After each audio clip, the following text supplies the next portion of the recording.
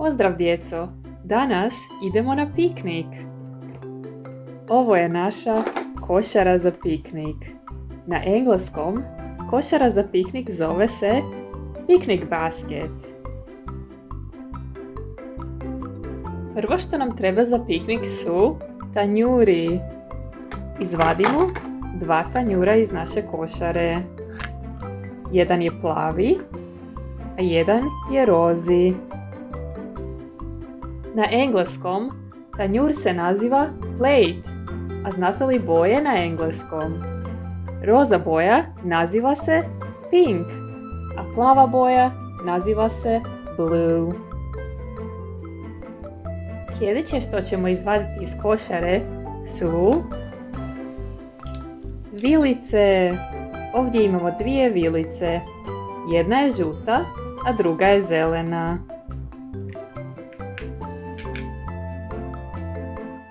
Na engleskom vilica se naziva fork, a znate li boje na engleskom?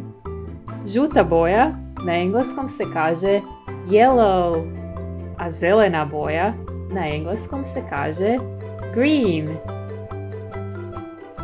Sljedeće što ćemo izvaditi iz košare su čaše. 2 čaše. Na engleskom čaša se naziva glass. A znate li boje? Ove 2 boje već smo naučili. Plava boja je blue, a žuta boja je yellow.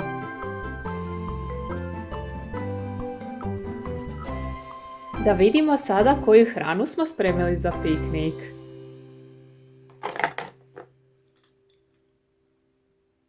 Znate li što je ovo? Tako je, to su 2 kriške lubenice. Na engleskom lubenica se zove watermelon.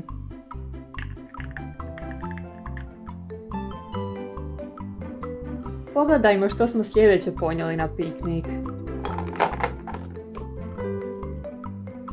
Što mislite, što je ovo? Tako je, to su 2 sendviča. Na engleskom sendvič se naziva sandwich.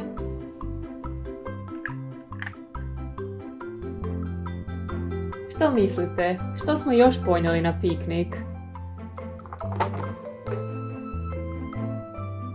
Što je ovo?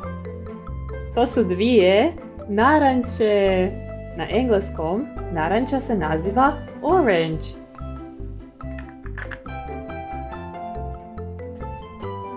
Pogledajmo što smo još spremili za piknik.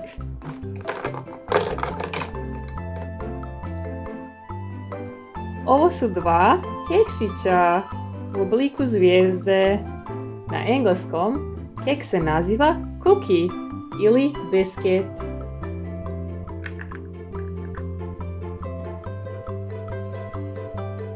Naš piknik sada je spreman. Ponovimo još jednom. Nazive sve ove hrane na hrvatskom i na engleskom. Naranča, orange. Sandvič, sandwich. Keks, cookie ili biscuit. Lubenica, watermelon.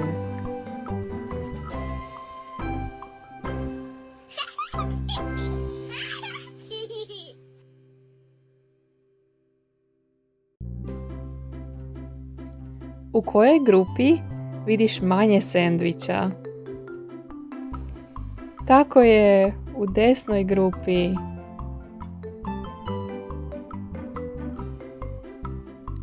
Koliko lubenica vidiš na ekranu? 1, 2, 3, 4, 5. 5 watermelons. Bravo!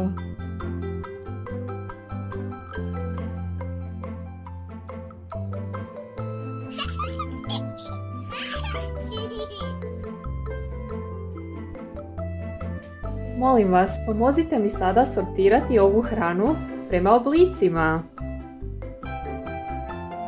Koji je ovo oblik?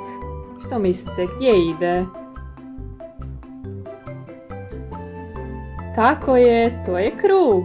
Na engleskom krug se naziva circle. Što mislite, gdje lubenica ide? Koji je ovo oblik? Tako je, ide ovdje. Ovo je trokut. Na engleskom trokut se naziva triangle. Pomozite mi sada pronaći gdje ide sendvič. Što mislite, kojeg je sendvič oblika? Tako je, sendvič je u obliku kvadrata. Na engleskom kvadrat se naziva square.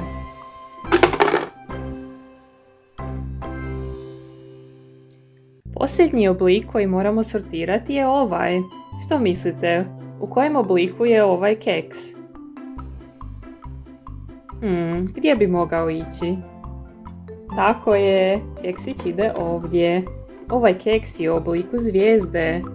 Na engleskom zvijezda se naziva star.